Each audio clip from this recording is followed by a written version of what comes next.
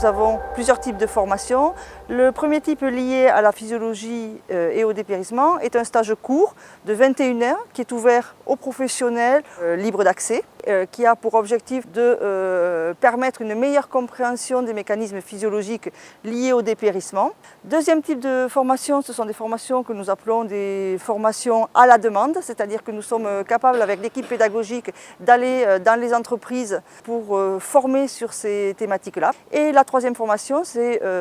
le diplôme universitaire de taille et d'épampage, qui est une formation sur 4 semaines avec un fort impact des mécanismes de taille et de l'impact de la taille sur les maladies du bois et le dépérissement. C'est une formation bien évidemment également qui est ouverte à toutes les personnes qui sont en lien avec la gestion du vignoble ou avec des activités de taille. Cette formation diplôme universitaire de taille et d'épampage, le DUT,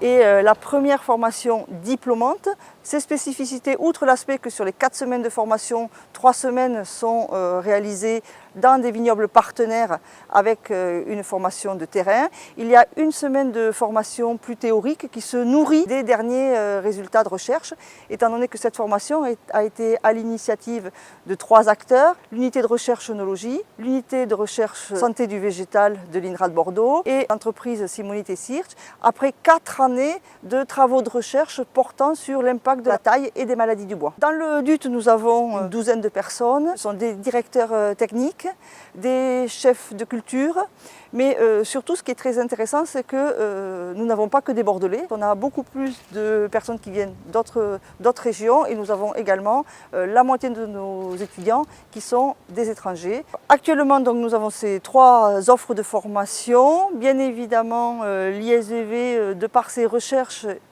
tend à augmenter ses compétences dans le domaine des dépérissements et nous allons proposer à la fin de l'année 2018 un module de physiologie en lien avec les dépérissements qui sera accessible en ligne, donc un module e-learning équivalent en 30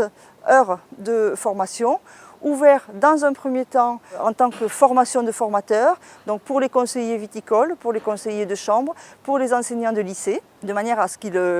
puissent avoir toutes les compétences ensuite pour retransmettre le message dans le cadre des formations qu'ils exercent. Et ensuite, dans un second temps, cette formation en ligne va être ouverte à l'ensemble des professionnels.